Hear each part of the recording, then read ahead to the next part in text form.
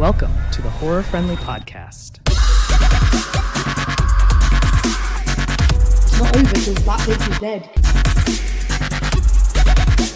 Let's delve into that a bit deeper. I'm going to be like the peacekeeper between you two tonight.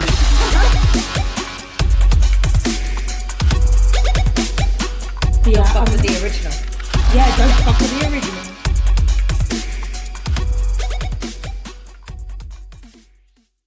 Hi everyone, and welcome to a brand new episode of the Horror Friendly Podcast. I am Katie, and I am joined yet again by my two wonderful co-hosts, Charlie and Chantel. Hello. I'm Charlie. I am Chantel. Just in case you don't already know that. I mean, to be fair, when I am Katie, and it's just like. I mean, to be fair, we never specify who's who, so there may be people who actually got our voices. They might not know. So yeah, no. You are Tell. You are Tell, who hates horror films and has been forced into. I am this Katie, and I now do the intro to the podcast. No, I definitely don't. I've tried and failed. Although Charlie, I just took the piss out of you saying that you've been forced into this podcast and you hate horrors, but this film was your choice, so you are definitely coming around to horrors, and you're going to be as nerdy as us within a year. I like how it's taken nearly 3 years to get to this point. No, but it's okay. It's human growth. It's growth as a person. I feel like once I've caught up with the Scream movies, that will be my pinnacle of I'm like a somewhat horror nerd. Well, since we only do two more left, mate. I was gonna say, since we only do one a year, we've got a few years left on them. There we go. Well, I feel like that's like half a decade, 5 years by the time we've got. How many is there? 5.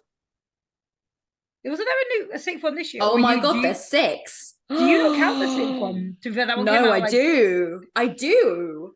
I was like, you said 5, and I was like, I can't believe I'm going to correct Katie on some Scream fact. Oh my god, I'm leaving this podcast forever. You're fired.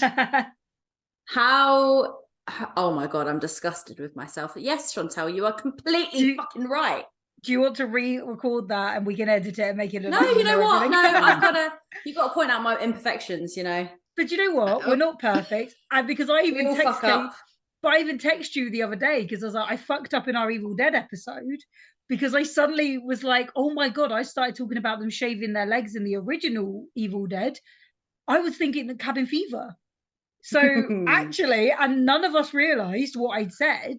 I haven't seen it, so it doesn't help me. Yeah, but it was like 2 weeks later, I was suddenly like, that's cabin fever. That's not the original Evil Dead. And my brain is very delayed, apparently, 2 weeks later. I'm just looking at my ghost face plant pot, shaking my head. Scared of I've let you down, man. Oh, I love that plant pot. It's great. I mean, to be fair, we could just not count Scream 3 because that was fucking terrible.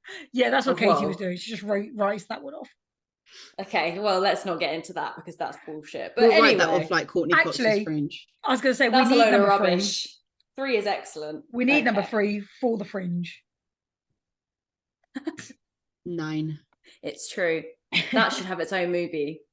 But anyway, our point is we're not perfect, but that's fine. We can keep that shit. I'm okay with that. I don't try to be perfect. Same. Me neither.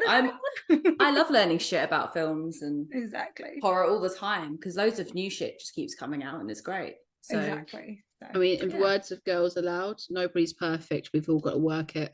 I can't remember the rest of the line. Truer words have never been spoken. Okay, well, let's crack on with this episode because we are not doing a Scream film. We are instead doing Midsommar, the 2019 film directed by Ari Aster. A couple travel to Sweden to visit their friend's rural hometown for its fable. What? For its fable? A couple travel to... Fuck me. I was like, that. I've not even drank that much yet. Let's try again. A couple travel to Sweden to visit their friend's rural hometown for its fabled Midsummer Festival. But what begins as an idyllic retreat quickly devolves into an increasingly violent and bizarre competition at the hands of the pagan cult. So, Katie, what were your first thoughts on this one? Yes, so I watched this film when it came out in the cinema, and I went with a friend who you both know, but I won't say his name just in case he doesn't want me to. But he fell asleep about 5 minutes in. And you know how fucking intense the intro of this film is? Yeah. How he fell asleep, I have no idea. He fell asleep until the end. I actually had to slap him to wake him up. Was he snoring? No, luckily. So I enjoyed it. I loved it. Yeah. And then so then I was quite glad when it came out on DVD because I was able to just watch it by myself without someone sleeping next to me. Yeah. Yeah, I always find with this film as well, like when you rewatch it, you find something different in it as well. And it's just like visually so beautiful as well. It's such a stunning film. I think it's great. So first thoughts were like, this is fucked, but if you've seen any of Ari Aster's stuff before, you can kind of not too surprised about that. But yeah, no, it's a sick film. What do you think, Tal?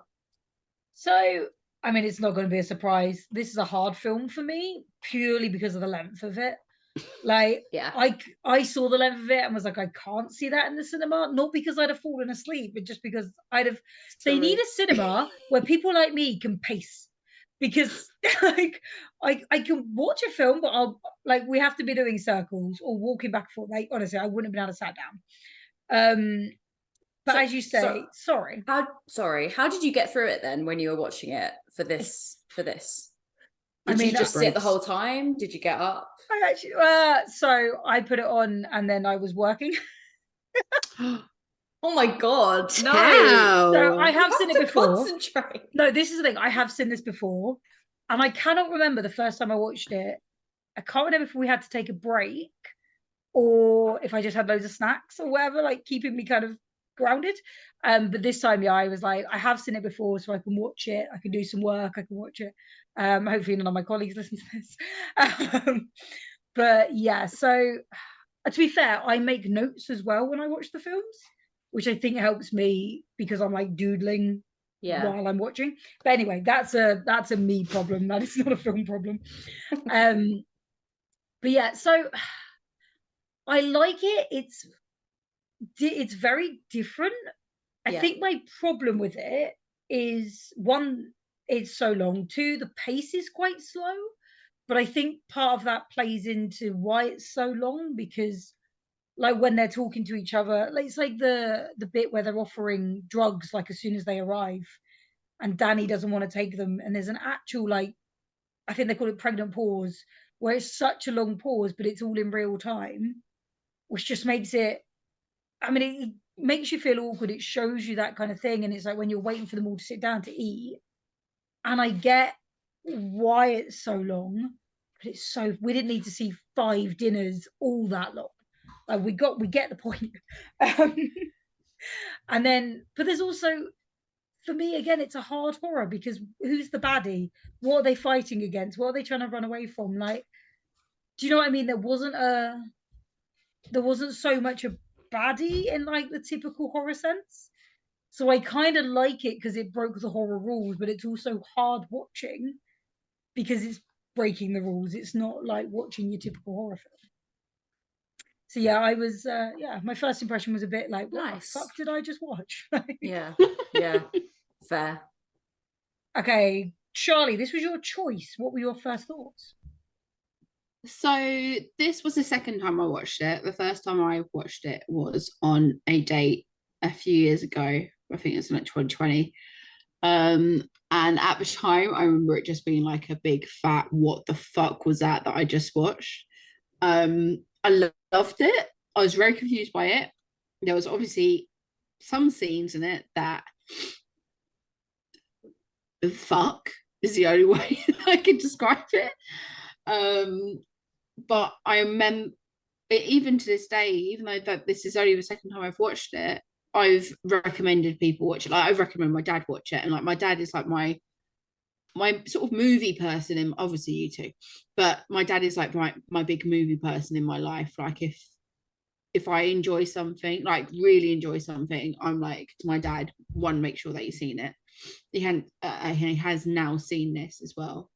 And also for this time around going to watch it, I actually bought the movie rather than just rent it.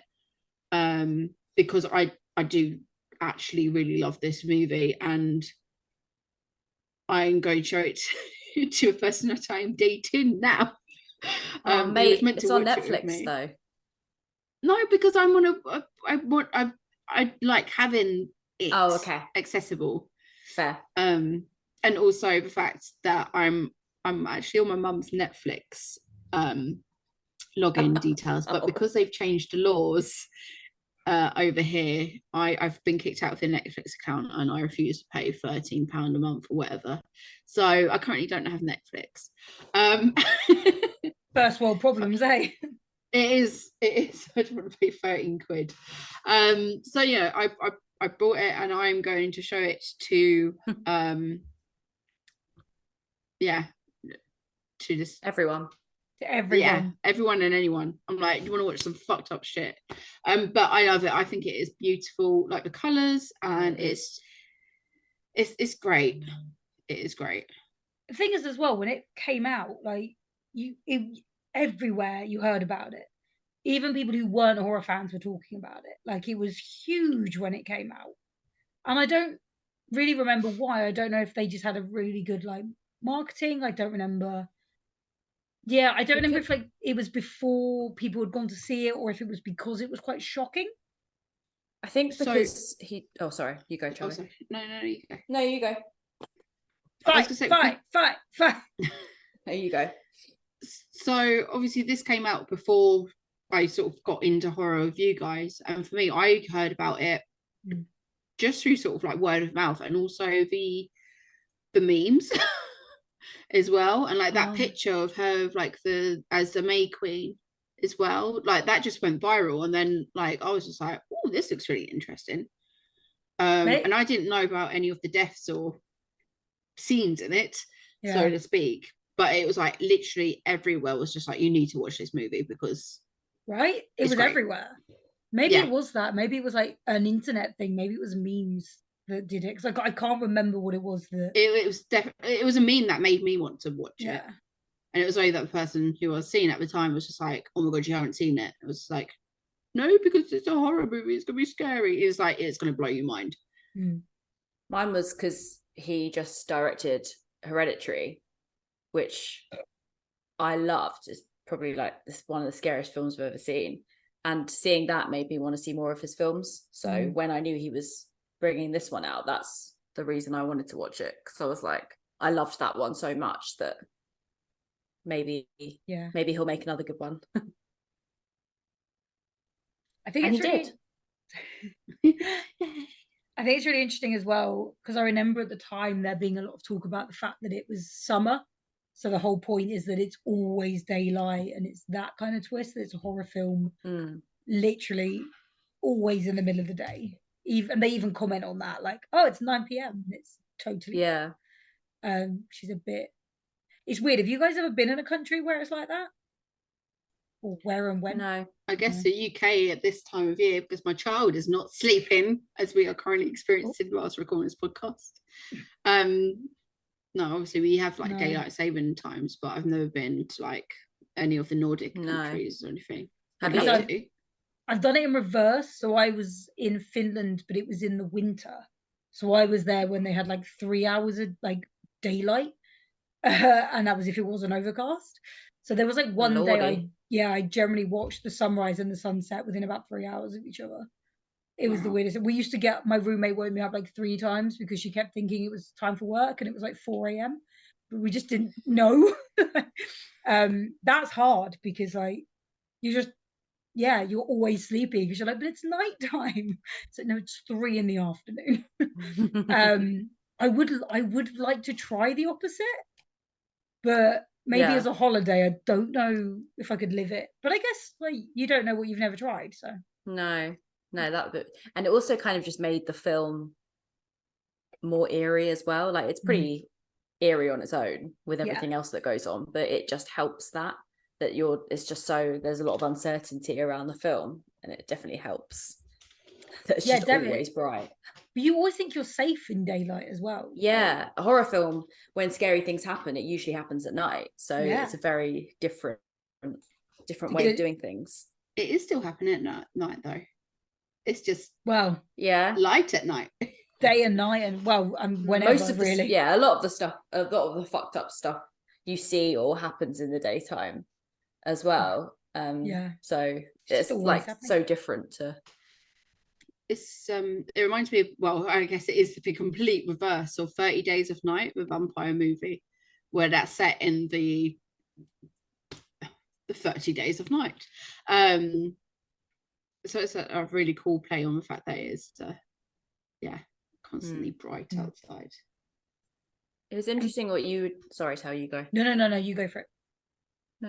No, because I was going to completely change topic, but you were like, I was going to go. It was interesting what you said, Tel, when you were saying about your first thoughts about how it doesn't stick to the general rules of horror, because like you say, there are a lot of kind of bad guys in this film, but there isn't a specific target or like a specific person that you can put your attention to.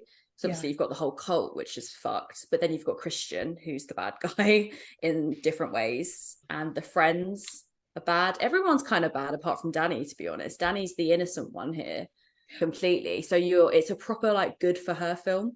Yeah, like you're rooting for her the whole time, because she, like, I was watching it with my partner and he was like, this girl just can't catch a break. So you feel so happy for her at the end that she's like found her family. But I think that's the thing, is the cult is supposed to be the bad guys, but actually they basically save Danny. Exactly. And then they kill off the friends, but the friends fucking suck. So it's so complicated. It's so complicated. And then and I think it's really interesting having I wrote their names down, of course, now I can't remember them. Is it Pele? Pele. I think it's really interesting having him. So he's a really interesting character. He's a really interesting character. But because he's obviously brought them in, he does a lot of the explaining as well. So he's obviously explaining to the audience as well as his friends.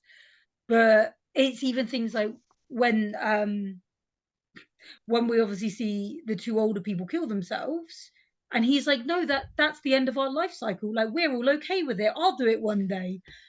And again, because the way he explains it as just like, it's their culture, you almost just go, okay, then that's their culture. And it stops it almost being like a bad thing. It's just how they live. And it's he's so interesting in that role to like explain that and like justify everything. It's so weird.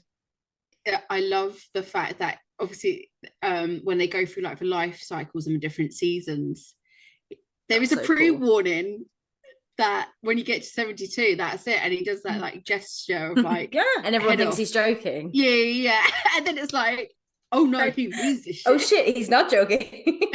Oh shit. I really like their like idea of seasons though. Like, admittedly, I'd want them longer. I don't want to die at 72 and throw myself off a cliff. But are you sure though? We'll see. We'll see when I get to 71. Work? It's all right, get bludgeoned to death instead. Why the fuck would you jump feet first though? I didn't mean to. No, he fucking did. He's old. He's 72. He's 72. But like, he fucking like, and I'm sorry, obviously I don't jump off a lot of cliffs. But like, when you jump off a diving board or you jump into a swimming pool, something like that, you know not to go feet first unless you're doing like a pencil dive. But again, that's because you're trying to get through the surface.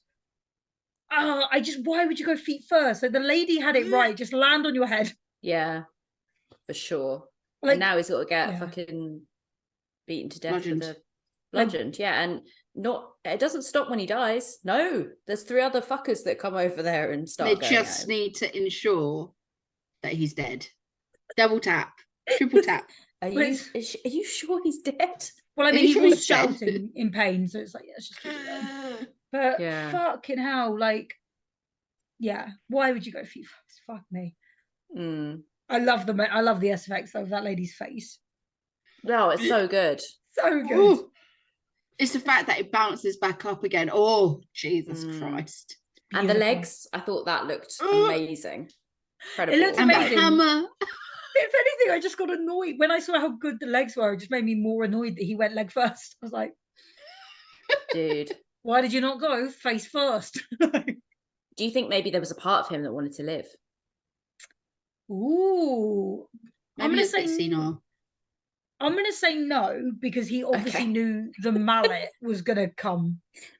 Yeah, that's true. If he did, if he was trying that, he's an idiot.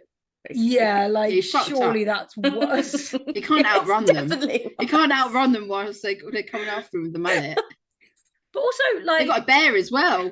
Just get a bear on I absolutely love when they're having the tour and the English guy's just like, are we just going to ignore the bear in the cage? What? So we're just going to ignore the bear then? It's a bear. It's a bear. Thing is, there's a Instagram page called What's That Russian? And it's one of my favourite things in the world. What's this Russian? That the amount of bears that are like fucking driving through the centre of Moscow or St. Petersburg in like the front of a car. St. Petersburg? Like it's just a normal thing. Yeah. It's just like it's nothing. A bear. Sorry. Nope. I'm fucking tired. I'm tired. I'm old. I love the. I was just saying I love that. Interrupting everyone today. I'm sorry. Because we're all tired. You go ahead, Katie. I like the there's a lot of like foreshadowing in this film as well. Like even at the beginning of the film, when you see the tapestry, it just explains the whole film. And I like, obviously when you first watch this, you don't pick it up. But when I watched it the other day, I paused it and just like looked at it for like 10 minutes. It's the whole like, entire fucking plot. come on! Like, I want to watch the plot of the film. Yeah, and I know, it's amazing. She's chopping off her labia and all the rest of it. That. As well. And then obviously you got the bear and like everything is sort of. Charlie, she wasn't chopping off her labia; she was chopping off her pubes. Also, labia. Off her labia as well. Labia. No. She was chopping off her pubes to put into the pie, and then she put her period blood into his drink. There was no. She didn't cut her labia off. Labia. Just hair. Oh really? Yeah, it's just the pubes and the period blood. She doesn't she doesn't self-mutilate.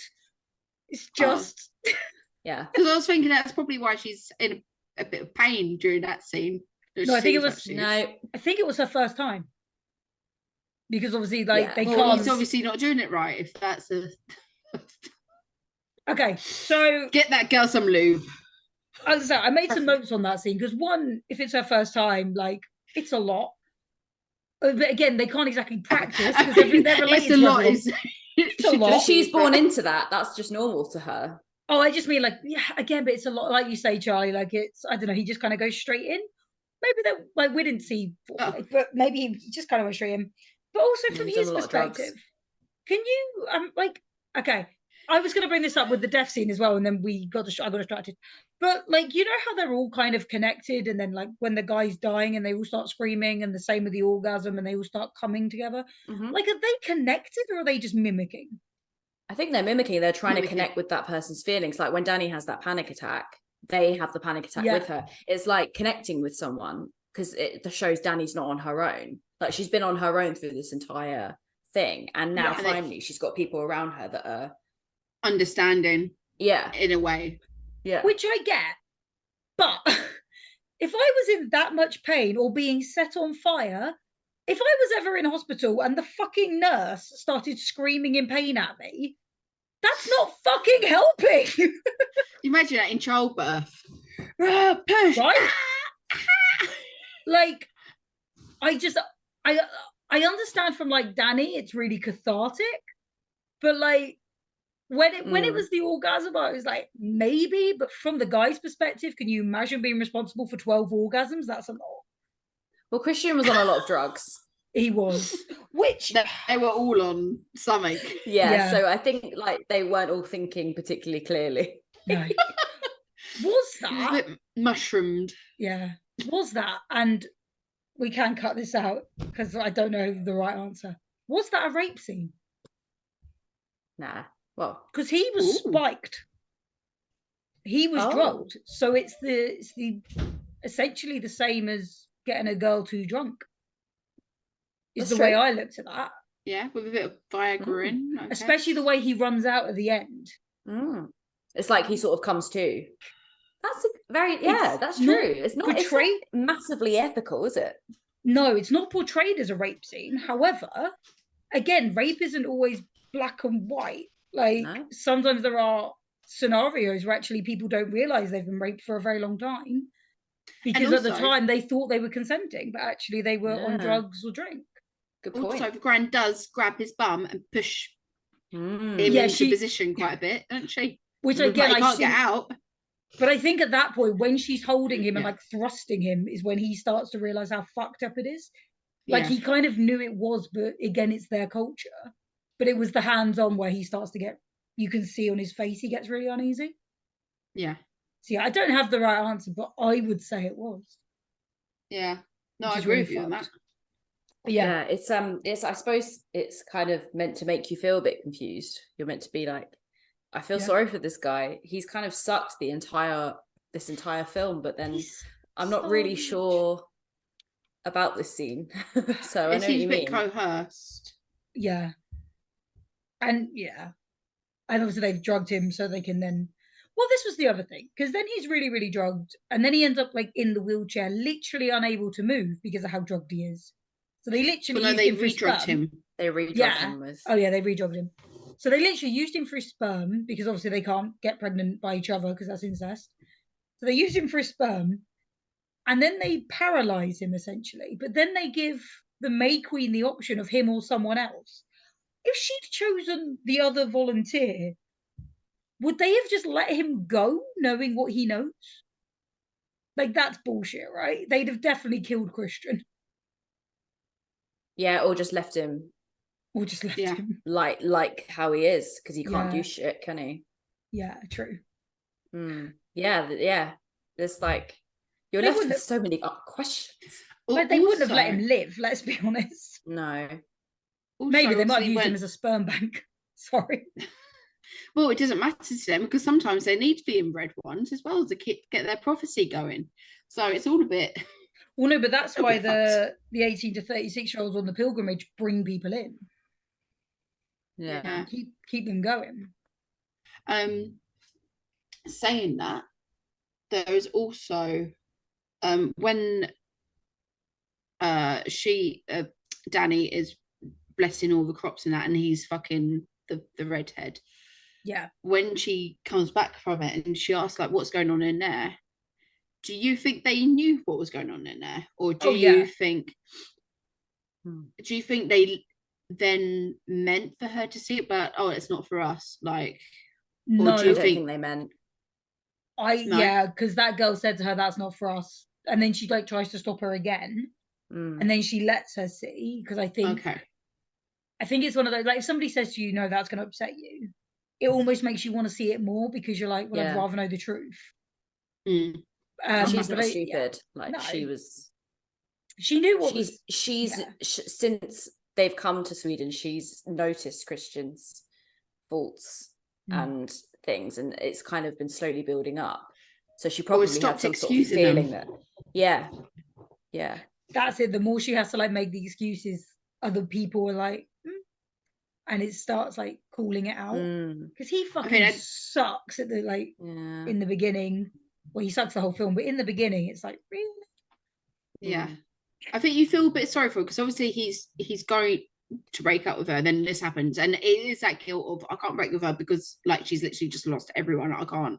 So I do get that, and I feel like we're also compensating, being like, actually, I do understand where he's coming from, but then you see him like lie to his mates about it, and then like basically tell them like, this is what's happening, and.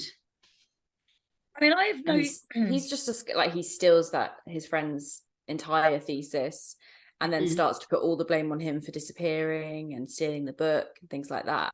But then, as you say, Charlie, like there's some times where he is being kind of affectionate with Danny, and you sort of think, okay, like he's being all right here, and then it just goes back to him being a very problematic boyfriend again. Because then you're like, oh, okay, well you fucked that up, didn't you?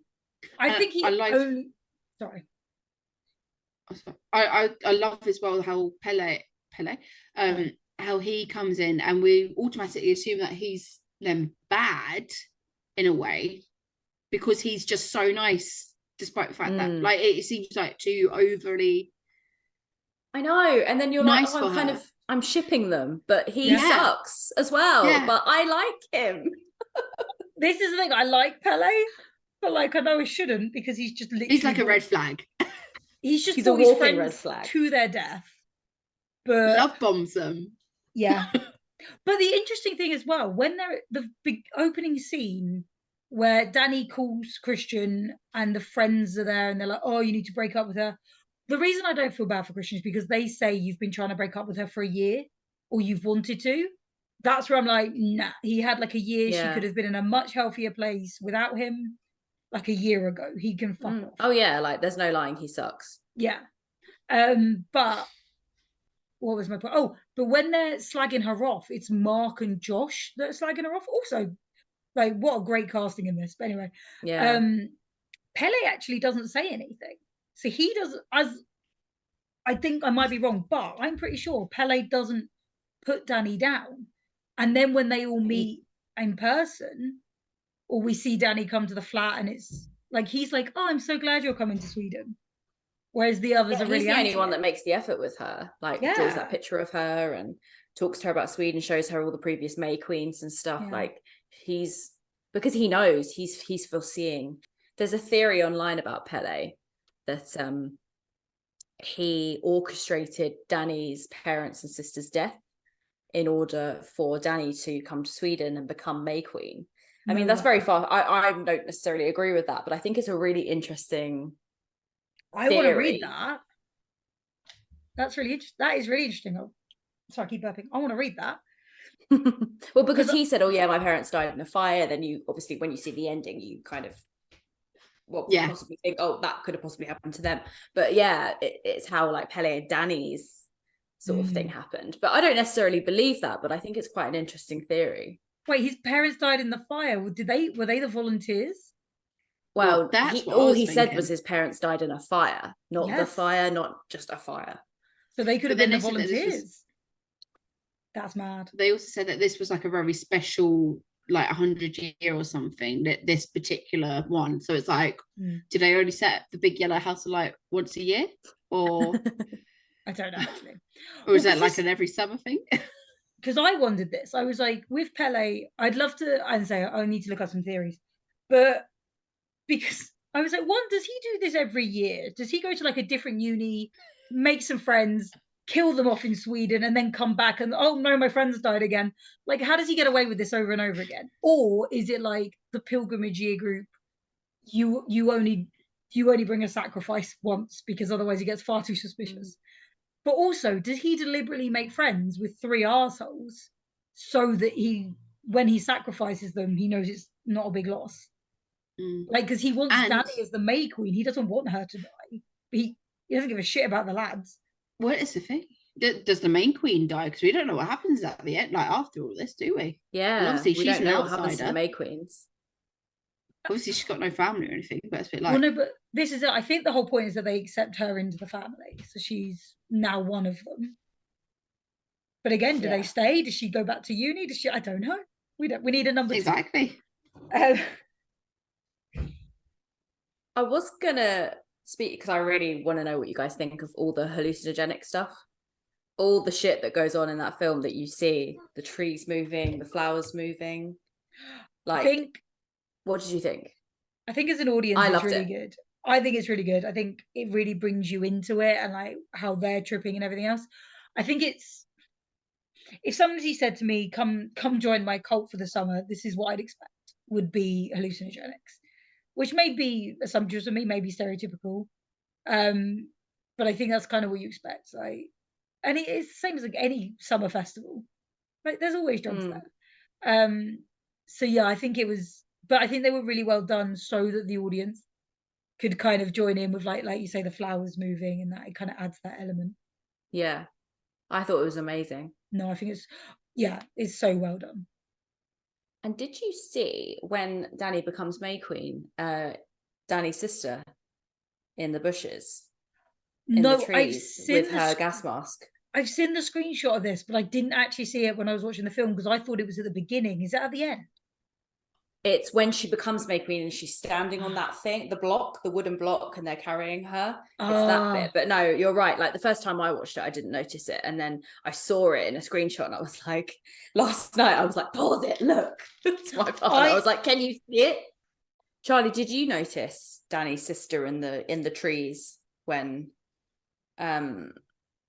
she's crowned May Queen? You can see like the sculpt of her and her on her with her mask when she's because me and Tal were just talking about the like hallucinogenic bits that are in Midsommar, and you can like see the flowers moving. And I was going to mention the flowers moving on her crown because like, I was like, are they like, it looked like they're sort of like breathing, like, yeah, and then they stop sometimes and then they go again. It's just like, yeah, there's a bit in the trees and you can see Danny's sister and she's got the gas mask on, and you can see that. And I didn't notice it the first time watching it, but then I looked it up and then I was like, I've got to watch this again. I know now I've got good job I brought it and just exactly. I am going to have a look at that next time I go for it. I'd seen the screenshot of it, but I thought it was way earlier. I forgot when it was, so yeah, I need to find it. But yeah, we didn't talk about that bit at the beginning, actually, like how it just opens with obviously Danny freaking out. She can't get hold of her sister. Her sister's left her like a terrifying message. She's calling her parents, and then we find out they've died, and it's at the hands of her sister. And it goes back to that marketing thing again, where you see everything in the film is so brightly coloured and so beautiful in the trailers and stuff. And then the film starts like this, and you're like, wait, what? How's it going to get to there? Yeah, it's such a different contrast. And yeah, I didn't expect it at all in the beginning. I didn't know how this film was going to pan out at all, let alone in the beginning. But certainly in the beginning, I was like, fuck, this is savage. Yeah, like, yeah, it's a lot for an opening.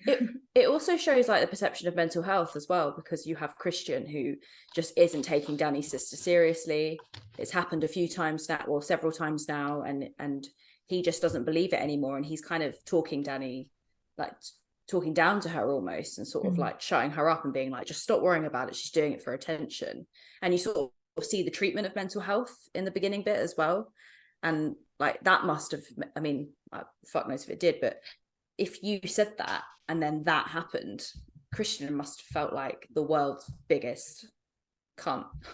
I mean, he is the world's biggest cunt, to be fair. So, but yeah, can't even imagine. Sick to the stomach. Like, but yeah, it's a horrible opening.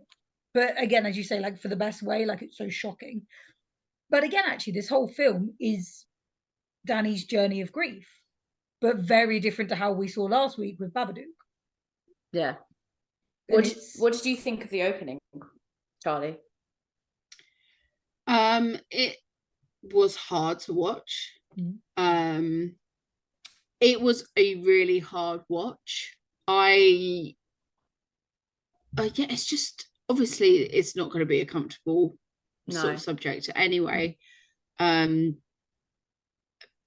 But yeah, I mean, it hit me pretty hard. I was crying, as I always do, because I'm an emotional wreck by the first 5 minutes of a film. And I was so glad that I watched it alone this time, because I'm not sure if it hit me the same way the first time around, but I was like pre-warned about a few things and like topics it was going to cover.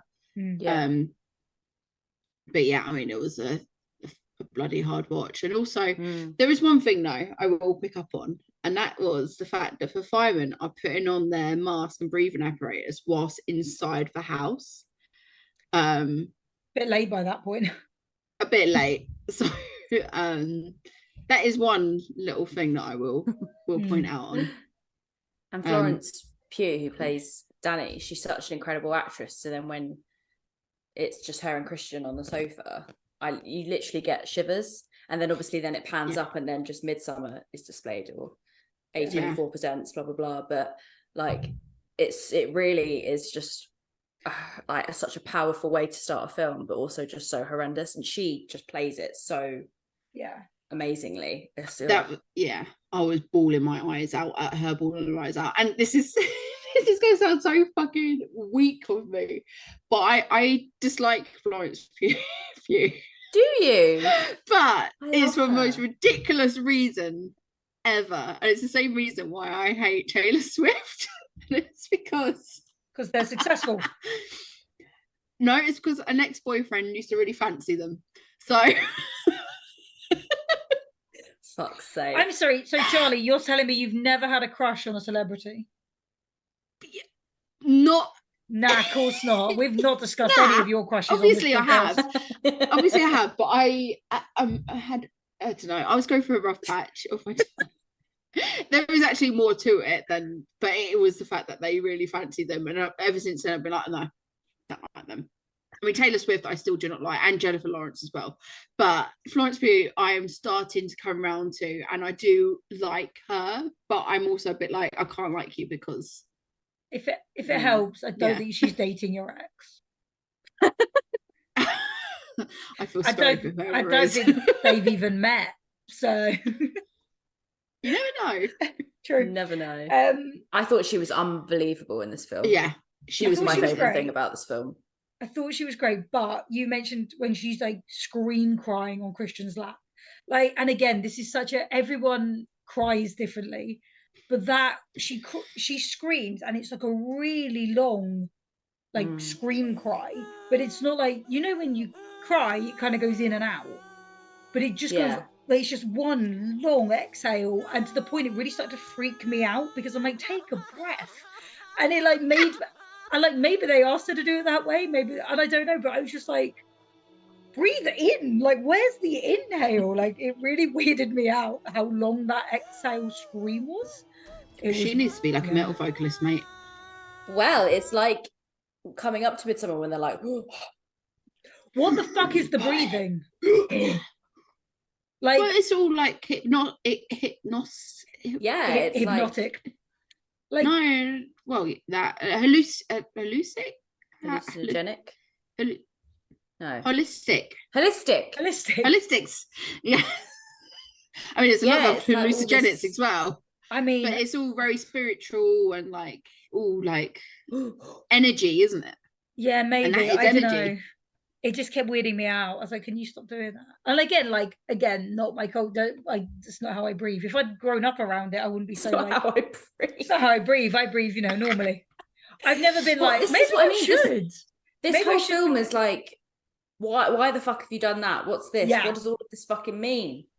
But And it's you like, can watch it several times and you can get a few more bits and you can hold on to it of other bits. But generally, it's What quite the a fuck what is the that? fuck film. Like, you It could watch is. it 100 times and still be like, what is this, man? yeah. But to me, in a good way. But is it Maya that does it to I'm the not slagging mirror? off. Like, before she goes to like seduce Christian, she's like, oh. I was like, maybe Yeah. I do. Do we not maybe all do that? No, but maybe I should. Maybe it would give me that confidence that I'm always looking for.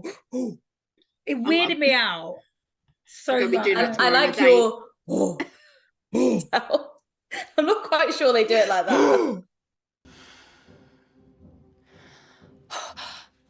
I'm not quite sure they do it like that. Is it not guttural? I'm sorry. But I just, again, yeah, I was just like, what the fuck is happening?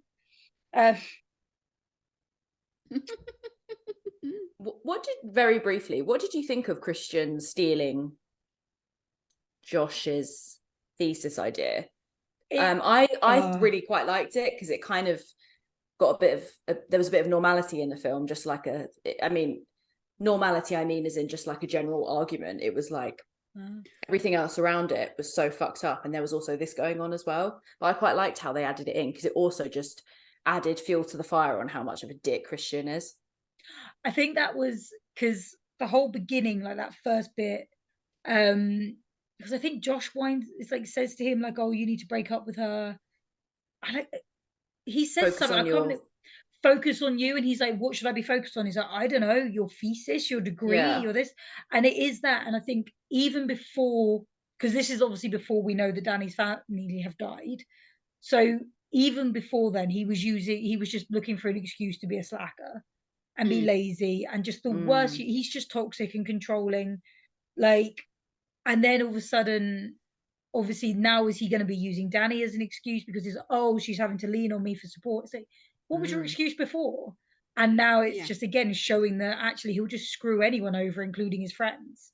100%. Like, yeah, I just think it reinforces how shit of a person he is. I think as well, it going back to him being a bit of a slacker, like it's like, or and also what I was saying earlier, like he's telling his friends this is what's happening, and it's what he says. He's like, oh yeah, we're gonna be trained. Like he's telling, he's not asking it was his them. way. Yeah. He's like, oh, just so you know, I am gonna do this. Narcissistic. Yeah, he is. And but he also likes the fact that Danny like leans on him as well for support and like basically relies on him because it's making him feel more powerful. Yeah, actually, I wonder if that's part of the reason. Yeah, he doesn't break up with her. Is because he is using that sort of like power. It is. It's textbook narcissist, isn't it? Because of a lot of the time, it seems like he's just annoyed by her. He's annoyed by her presence, like her just being there. Like when she's concerned about the other people, Connie and I can't remember the other guy's name, but them disappearing.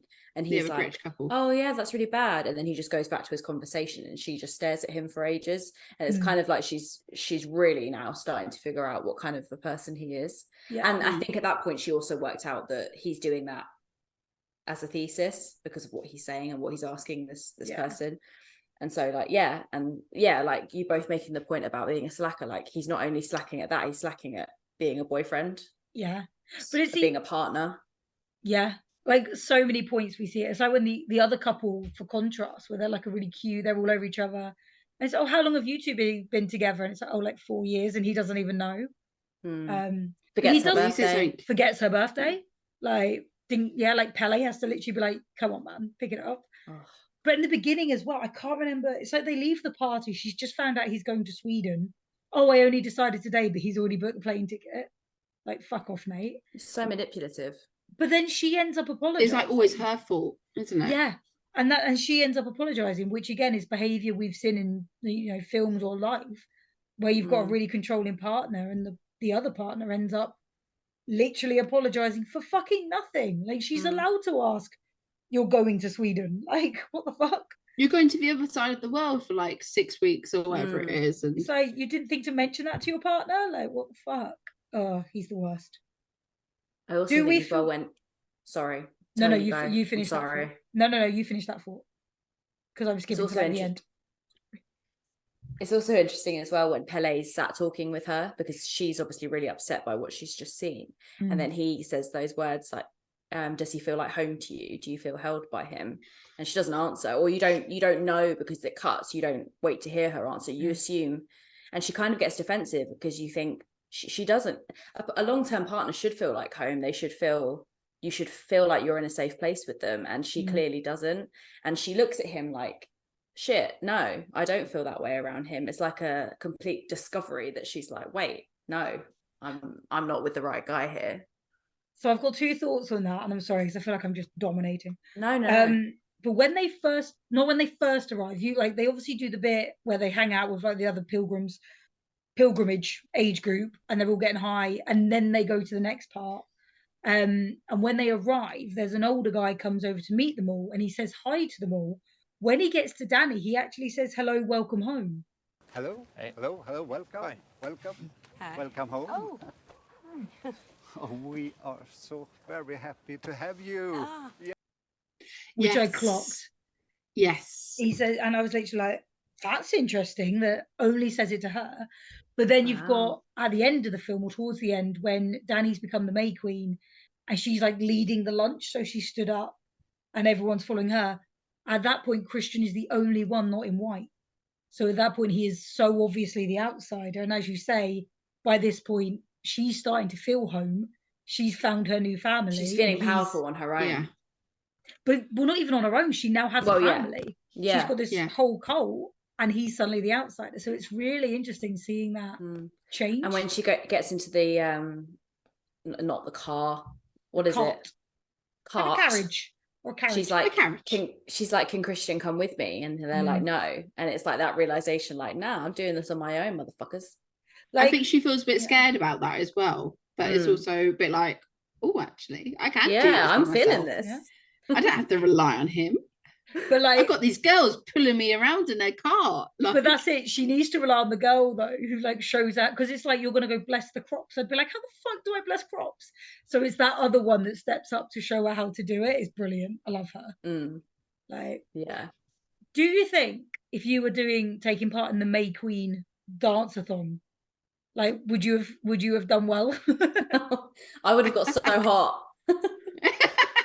I would have been like, no, I'm so sweaty. Yeah. Like, Charlie, how would you have done? I mean, I'm the biggest lightweight going, so we all know. Of course I'm fucking winning. Nah. I don't do cardio. That counts as cardio for me. So I'm out. Although I have never thrown up from alcohol. Is that because you only have one? One and done, you know? It's when they speak in, well, supposedly Swedish, but it turns out it's complete gibberish. It's not even Swedish. I love it. And they're talking to each other. And you're kind of like, why is this not subtitled? And then, I found out that it's not even fucking Swedish. It's just gibberish, but Improvised. They both understand each other in this made-up language. It's so that nobody knows what's going on other than the it makes you feel isolated when you're watching it. You're like, what the fuck is this? I'd love to think, because I was watching this and I was like, every time you go like somewhere new, because I'm like, no, I wouldn't want to be rude. So I feel like if I was doing the May Queen thing, the dance, like I'm so clumsy, I'd probably be out in the first few rounds, but I'd be determined not to be the first one out, because I'd be like, I don't know the rules.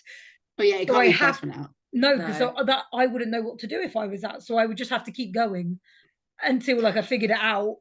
And then I'd be so clumsy I'd definitely run into someone. But like I would have the balls to win though, because again, like I have no idea what comes next. Could get satellite in a heart. You don't know. Well, put inside a bear. Oh yeah. God, there's so much to talk about with this film. There is. I'm literally looking at notes I made from like the beginning of the film, and I'm like, we've just come like there's so much to talk about, and we're so back and forth. Well, we might get on to the bear, but one last thing is what you reminded me to at the beginning when they're with the people their age, when they're all on the drugs, and I believe it's Mark that's like, you guys are like my family. You guys are like my family. You're like my real, actual family. Danny? Sorry. I'm gonna go for a walk. I can walk too. And he says it again. And then it takes her out of the drug sort of induced state that she is. And that family word is obviously like a massive trigger for her. Yeah. And then she just has to walk off. And I didn't pick that up until I watched it again. Yeah, that's really cool. I think the cool bit, so the part I mentioned before they get to that, when they're driving down the road and they spin the camera upside down, so the road's at the top, and I was like, cool. That's just that shot. But it just, for everything coming, is just going to be backwards and upside down and just wrong. I did think of you, Charlie, because I know when you watched Evil Dead, you were like, this just makes you feel sick. It made me feel sick again. It was because I was waiting for it to turn back around, because I thought, okay, when the car comes through, it's going to like sort of adjust itself back to normal, and it didn't, and it threw me off. It made me feel really, really ill. And again, they didn't use like a lot of tilt shift camera work in this as well, and that just makes me feel uneasy, to say the least. And then along with the hallucinogenics, like flowers moving and stuff, it's like no, it's a lot. Visually, this film is beautiful, but it is also very sickening to watch. Not for me. I will say as well, like, I can't remember exactly when it is, but it's the Mark character, so Will Poulter, who's like quite a big name. Yeah. Like, he's been a child actor for years. Like, he was in Black Mirror the last time I saw him. Yeah. He's actually hilariously in the new season of The Bear, which I watch. Amazing. Yeah, just. But I just found it really funny, because like at one point a girl walked past and he's like, oh, I want to give her a bath, and like part of me was like, he is the creepiest guy, but I also feel like if a girl actually gave him attention and was like, he actually would bathe her, I feel like he would be like, yes, I will feed you chocolate, You are a Ugh. princess and a goddess because you let me touch you. Like, I generally don't know how I feel about him. Like, I don't know if he'd be the creepiest guy or he'd generally treat a lady like a goddess. I I'm feel not like sure. he's like the male version of me sometimes. Well, I don't know how you treat your men, so I don't know if that's a good thing or a bad thing. Do you spoon He feed was your like men the honey? comic. He was like the comic relief, wasn't he, of the Yeah. film? I mean, he 'Cause wasn't. There was He a bit of also light couldn't. relief. He just kept disappearing, and then he'd be like, I can't believe you let me sleep through 2 people killing themselves." And then and then he pisses on their ancestral tree. I'm like, where have you been for the last 2 days? They're obviously a bit jet lagged and stuff, but also I find with his character, and I can't remember the other guy that was doing Theseus, Josh. Josh. I didn't like their deaths because I feel like they weren't given enough. Josh got a bit more, but Will's death, it was just like, you're going off over there, mate. And then that was it. Like, it was just like, Which I guess is part of, which I guess is part of it, because you're not meant to know what's happened. No. Well, it's like with Simon, the British boyfriend. Like, he vanishes and obviously, he's been at the train station, rada. And then we obviously see him and he's been like butterflied in the fucking chicken coop. Oh, that was him. Yeah, I'm pretty sure that was him. So what happened to Connie? I don't think we saw Connie, unless she might have been in the house at the end, but I don't think we saw her body before then. This is something it's gonna be Evil Dead all over again. I was trying to figure out who the 9 were. And I'm pretty sure it was the 2 English, the 3 Americans. So the 2 English is Connie and Simon, and then the 3 American boys. So Josh, Christian, and Mark. Mark, who's been skinned. Yeah. Christian, who's obviously inside a fucking bear, paralyzed. That poor bear didn't deserve that. What happened to Josh? I don't remember. That's Isn't really Josh awkward. He got hit on the head, about his legs like sticking out the farm, like. Josh was like randomly buried. It's called something. Yeah, no, Josh was buried and just had his legs sticking out of the dirt. Blood Eagle. That's Simon. Simon was Blood Eagle. I got it butterflied. Well, you see Connie's body at the end, so she's one of them. Yeah, you see her in the wheelbarrow.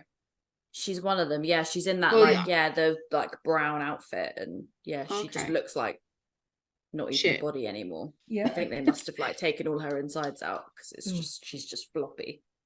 But then it's like, what were they eating as well? Because obviously there's a big thing of like the feast was very meaty.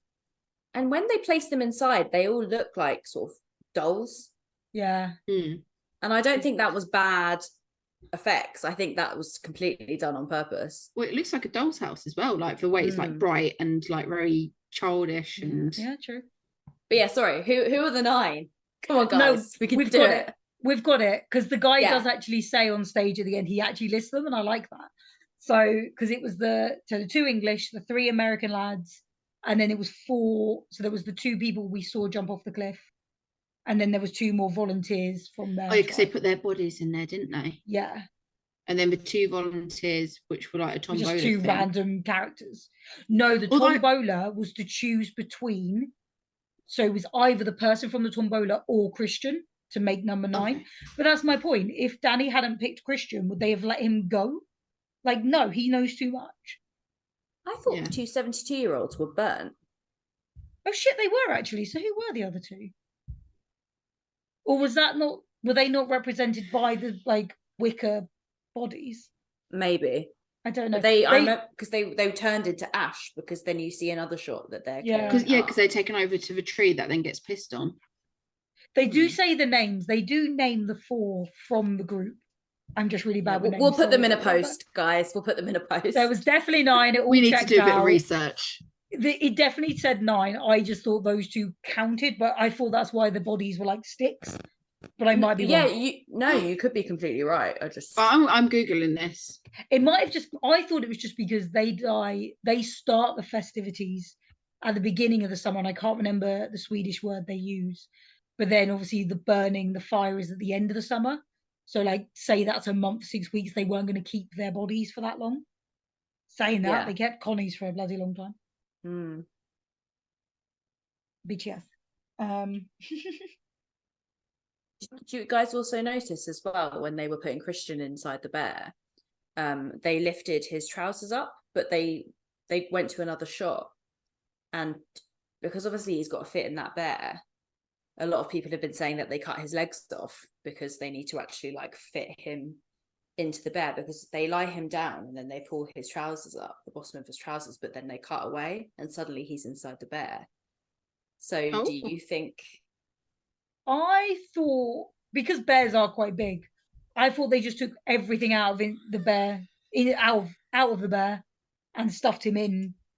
It was like a butchering session, wasn't it? Well, yeah, because they were teaching. It is weird that they pulled his trousers up, though. Yeah, maybe that's why they paralyzed him so much, so he wouldn't feel anything when they literally cut his legs off. I don't know. I think he can feel things. I think he just can't speak or move. Oh yeah, I think you're right, actually. Oh, which is fucking horrendous. Which is so much worse. Like, this is the thing. He's an absolute sociopath. He's awful the whole way through the film. Narcissist, sorry, not sociopath. But like, it's when Danny's having to choose, and he's like eye contacting at her. It's like, you think you're going to be safe now? Like, no, you've treated her awfully this whole film. I'm not going to count the cheating because, again, I think that was against his will. But he doesn't make him a good boyfriend. No. It's like, not cheating is the bare minimum you can do. Ha, no pun intended. I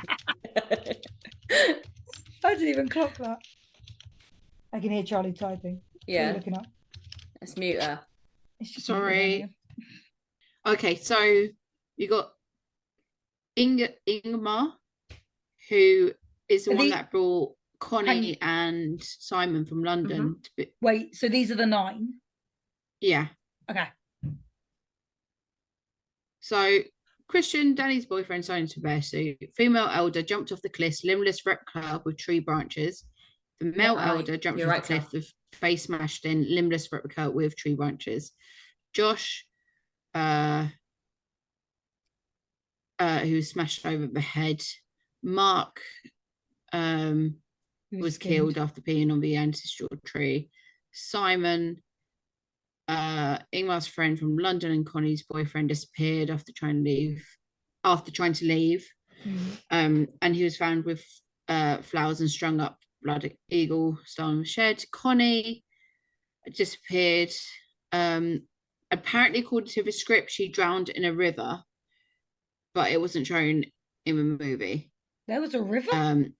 Yes, and she was brought in with the wheelbarrow. Then Ingmar volunteered himself to be sacrificed, who brought Connie and thingy. And then Ulf, commune member that got angry with Mark for peeing on the ancestral tree and murdered Josh while wearing Mark's skin, volunteered to be sacrificed and screamed when he realized the yew tree didn't work for him. I know, how brutal. This whole time you've believed that yew tree is gonna like make it not hurt. But also, and again, not my culture, not something I've grown up in.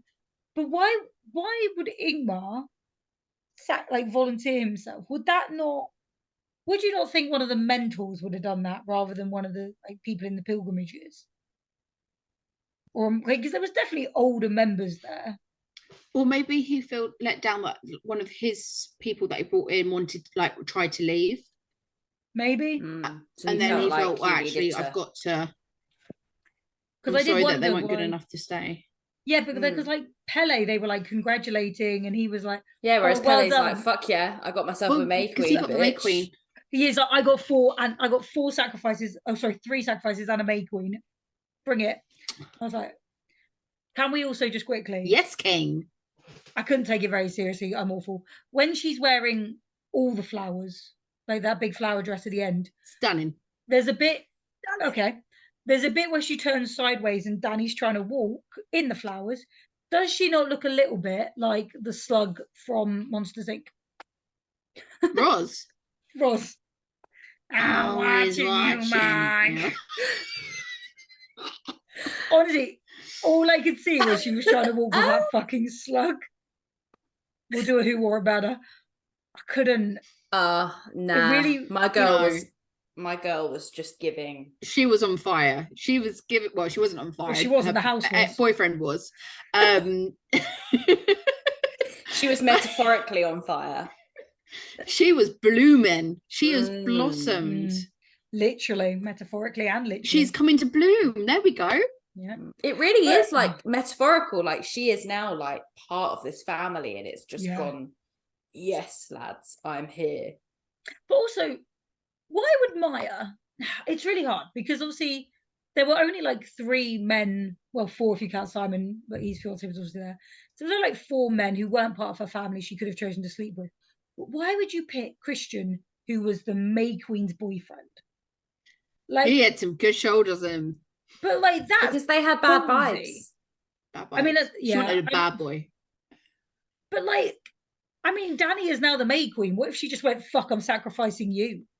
You just slept with my boyfriend." Like, yeah, that's I did think that actually. Easy choice. Bold.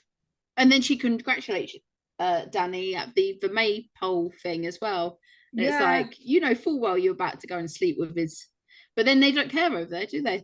They will do everyone and everything. When you say over there, do you mean this particular cult? We're not like just generalizing Sweden. I'm not just generalizing Sweden. Skull. But I just think that's I was just like, it's a bold move, but maybe in this cult it is a bit like we all need the sperm. You share and share alike. But anyway. What do you think they're gonna get a little pipette up her vag after and then like pull it into each of them or like just to get a No, I think they were just gonna make him wank in a cup. It's all right. They wouldn't even get him to do it. They'll just do it for him and all just go at the same time. Yeah. Line up, ladies. Fuck me. Tragic. Yeah. So I did see actually quite an interesting take. I can't remember. I think it was the director that actually said it. Because again, I was kind of struggling with this because I was like, it doesn't follow a typical horror where you're like, well, who's the bad guy? Who are they trying to beat? Like, yes, Danny is technically the final girl, but it wasn't like she was fighting someone. But then, there was a quote from the director, and I haven't got the actual quote, but the summary of it was, you have to think of it more like a fairy tale. So rather than like a horror where it follows that structure, you think of it like a fairy tale, which is just telling you a story. But if you think about it, Danny literally went at the beginning of the film, she became an orphan, and at the end, she ends as a queen.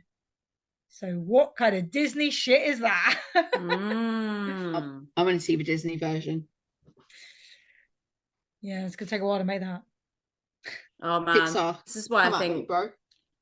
Ari Aster is like one. I think he's gonna go down as one of the best modern horror directors of all time. Like he's so sick, man. And I think what this else is the thing. is he? Oh, obviously Hereditary. Yeah.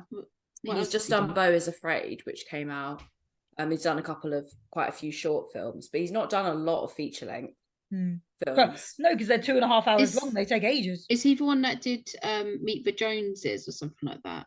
Strange Thing About the Johnsons. That's it. So close, Charlie. So close. No, you know what I meant in my head, like same sort of thing. Yeah. But this is the thing. I don't mind. I haven't seen it, but sorry. I don't mind that he kind of goes off the like normal horror or like try something new because actually I think it's what it needs. I think it needs, but he can then back it up as well. So when he was saying that, like, think of it more like a fairy tale, like he has thought this through. It wasn't sense. Like he's just gone, oh no, the critics don't like it. Like he has actually structured this. He's done it deliberately, which that's really cool. Yeah. No, it did make me look at it kind of differently. Sick. That was a good little discussion, wasn't it? Nice. Fire. Tal, did you have much more to say about the SFX in Midsommar, or have you kind of said everything? Or as I said, the only sort of I should have said it when we were actually talking about the relevant scene, because I mean, I say relevant scene. There's obviously, I think there's 12 deaths total within the film that we see, or like not see, but some of them off screen. But because they're all like big injuries as well. Like, so the company that was involved was called Film Effects. And I'm really sorry, I would try and say this name. I'm going to get it wrong. but the film's prosthetic makeup art designer was Ivan Pohornok. Apologies, I got that wrong. And also legendary makeup artist Dick Smith, who worked on The Exorcist, FYI. So Pohornok was originally from Hungary, and he started his own company, Film Effects, in 1996. So when this kind of came around, they were filming it in Hungary. So he came over to do it, or maybe he was already there. This article is not very clear, but the way, like, you know, they make the bodies and everything, they take like a cast of the cast member, and then you make the body. It's like a really bad way to say it. But yeah, so you'll make it like, they'll sort of do a latex. I've lost the word. Yeah, so you make like a latex version of the body, so that, again, and then they'll 3D print what they need so they can smash it apart and not actually hurt anyone. So I think it's really cool because I just think they took it to the extreme, and I kind of love that. So things like smashing the face in, doing the, what was it called, Bloody Eagle, which I keep calling Butterfly, and I don't know why. Doing that, fucking up the leg, and then smashing his face in. Again, that's all quite easy when you're just essentially smashing up latex, and obviously they can have like the blood bags in there ready to go. So I do think it is pretty cool, but it's interesting, you know, how they chose different ways as well, like the blunt trauma, being burnt alive. And we obviously do see the corpses actually after they've been burnt as well.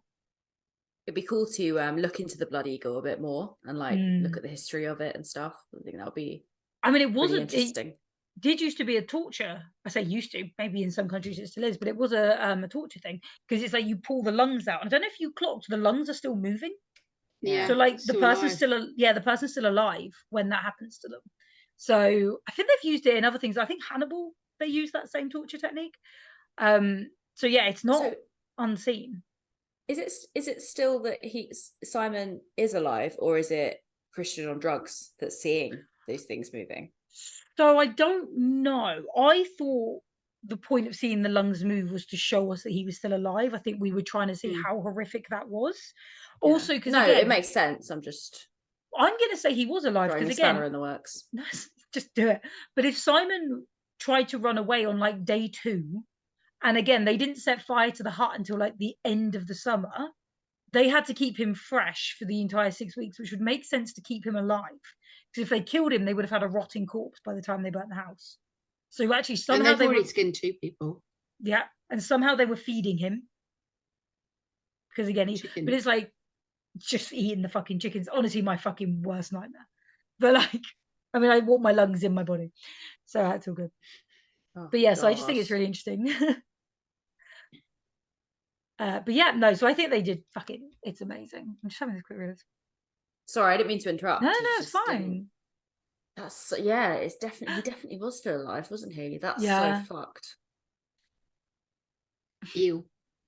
I love here though, it says in a turn, so I'm on vulture.com, and it says, in a turn worthy of taxidermy, the male half of the couple Simon gets turned into human origami.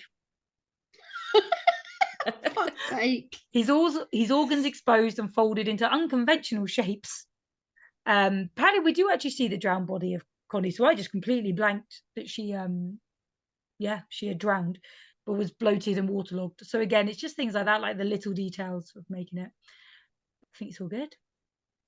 All right, sorry, I'll keep that one brief because, as we said, we've seen them like all that big before, and I'm just rambling now. So, what was everyone's spook and your spooks out of 5? Katie, I'm coming to you first. So, oh my God, there are so many spooks running through my head right now. Right? I can't think of just one. I haven't thought this through. Like we say every single episode, this question throws me off. So, oh God, I'm going to say my favorite spook. You know what? I'm actually going to give the opening one of my favorite spooks. Okay. I think it's such a, I mean, with everything else that happens, like obviously I could name so many more, but that's just the bit that draws me in, is when you just see Danny and Christian just on the sofa, and then it sort of, the camera pans up and then the credits start to go, and you see obviously the opening the opening starts and you see Midsommar and it being introduced, and yeah, I think it's such a bleak and powerful way to start a film. So I think that's got to be up there of one of my favorite spooks. But there's quite a few to choose from, so this is a hard one. And I'm going to give it 5 spooks. I really, albeit it's quite long. I can't really fault it for anything else. I think the acting is amazing, the cinematography, the look of it is just so beautiful, and it's so different to anything else out there. So yeah, I can't really fault it on anything. So it's got to be a 5 for me. Charlie, what about you? Oh shit. Again, like, I know every fucking week I'm like, I had no idea. I haven't thought about this. As before, I hadn't actually considered giving it a 5 until you just gave it a 5 just now. Because as I said, like, I fucking pay for it now. I can watch it whenever I want. Like, I like it that much. I can't believe I'm going to say this. I'm going to sound a bit like Tell, but it is just a tiny bit too long. Just a tiny bit. Like just a tiny, like, literally, it's like it's fine because I do love a long movie. But there was, I think, one bit of it I was a bit like, fucking hell, what have I done? So I'm going to give it a 4.75. So fucking close, but I think it is maybe 10 minutes too long. Fair. But I mean, yeah, I rate it to fucking everyone. I'm like, no, you know what? Scrap that spook. I'm giving it a fucking 5. Fuck it. She's Fuck done it. Fuck it, it's a 5. He's only gone and bloody done it. Is this Charlie's first 5 of the season? Who knows? Don't worry, Tell. I'd have to look back. Don't worry. It's my first. What'd you give Babadook? Definitely This is Charlie's worry, first 5, mate. yeah. She did a 4.25 and a 3.25 so far. There we go. Yeah, my first 5 of the season. Here we go. And my favourite spook, fuck me, it has got to be the fucking head slamming, cliff jumping wreck that is that scene. Outstanding. Fucking disgusting, but outstanding. Well, not upstanding, at least. It's sort of laying down. But yeah, it's great. Fucking great. It's disgusting. Well, how about you, Tell? For my spook, I'm going to agree, actually. The at the stupa scene, as I've just looked up the word, is just something else. I think it's worse because you start to figure out what's going to happen. And then your reaction is what Simon's is, where you're like, no, stop them. What are you doing? And it's like, you did not prepare your friends for what was coming for this, did you? I don't know, but it's well, like, because you see the first person do it and you expect that again when the guy goes. But then obviously his is completely like even more fucked up than hers. Yeah, it just gets worse. But it's so long. I just can't. So I'm really sorry. I'm going to bring it down. I can't. I mean, the thing is, it's so long that it makes me, I probably watch this film every couple of years, every few years. Like, it's not one, I couldn't even do it every year. And there probably are parts that you kind of see, there probably are new things you notice every time. But it's also one of those that I think because I know it's coming, I don't know, it loses that shock factor as well. I think the more you watch it, so you almost need those extra details to look for, because you're not shocked anymore. You know they're going to jump. You know they're going to get burnt. You know he's a bear at the end. So, but then I didn't notice the first time around them, and they're like, oh, we're just going to ignore the bear then? I love that bit. So I'm going to give it a 3.5. So I do apologize that I'm just dragging down your movie, but really, yeah. Like, it's not that I don't like the film. It's just that. Nah, that's yeah, fair. I think it is a very long film. It's a very long film, and I think you can only be shocked once. Do you know what I mean? It'd be interesting to see what you think of Hereditary, because Ari Aster also uses that same technique where it's like the pregnant pauses and the long stares, and they go on for ages. And it's kind of, I think it's a pretty similar length as well. So it'd be quite interesting to see what you think. But it's a lot. It's like she loves a long movie. It's a million times scarier and intense. So you might love it, but I might love it. the thing is, I actually deliberately haven't watched it yet, because then when we do it on the podcast, inevitably, then at least I'll have a really fresh mind. So I am deliberately holding off not watching that film. So yes. Amazing. Right. Would you survive? We've already asked, would you survive the May Queen dance? But would you survive this film overall? I'm going to come to Charlie first. I'm a fucking May Queen, aren't I? I don't know.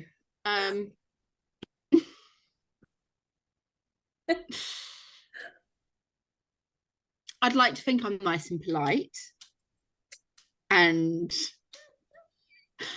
what's that got to do with anything? Well, because the rest of them are cunts, aren't they? They all die. So oh, right. I don't know, I'd like to think I would, but see, in the nicest way, I think you'd be the one to piss on the tree. Yes. Oh my god, I've never heard something so flashbacks. Like, you would do really well. You would, do you know what I mean? You'd do really well. You'd stay out of everyone's way. You'd be really calm. And then you do something like piss on the fucking ancestral tree. That's where you'd fuck it up. Yeah. I like how I'm just being outed. That would be your downfall. Yeah, I agree. And the thing is, you would think you weren't doing anything wrong, much like Will. And then you'd suddenly be like, why are they all angry at me? And then you'd be dead. And we'd be like, shit, what happened to Charlie? It's all right. Disappeared.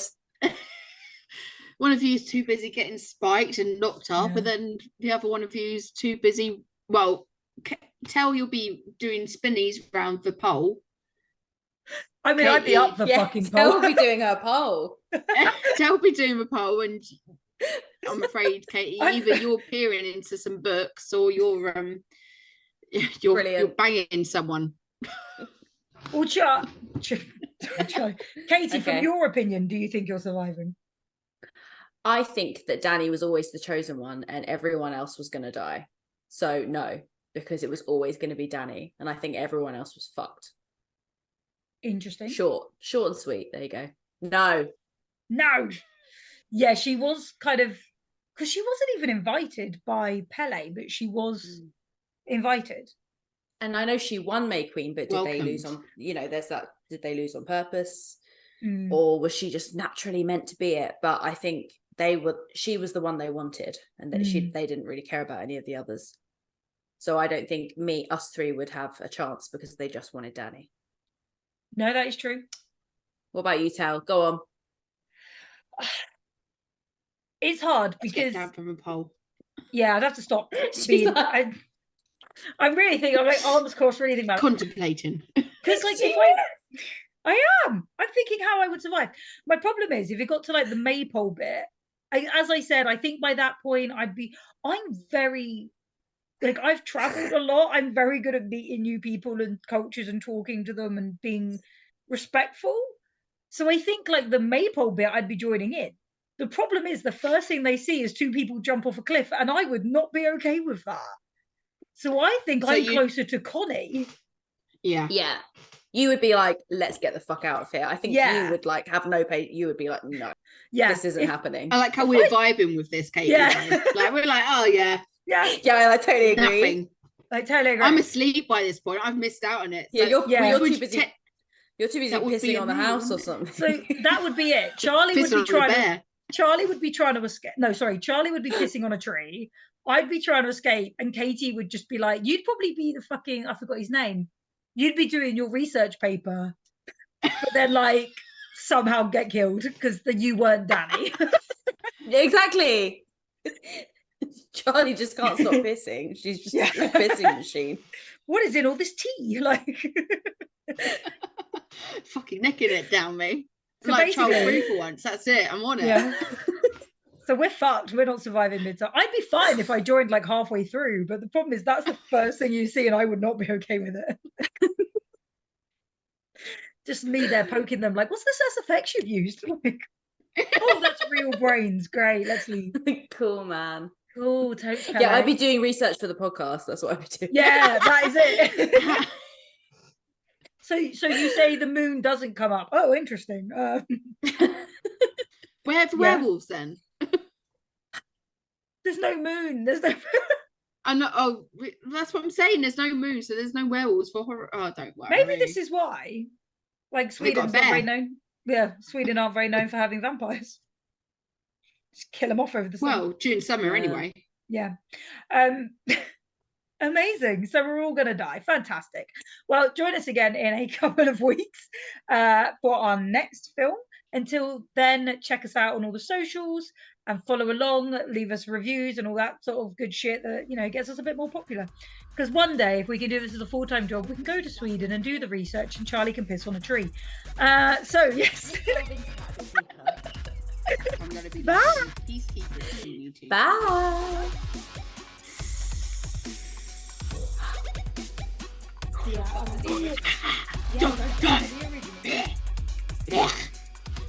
You sound like you got phlegm.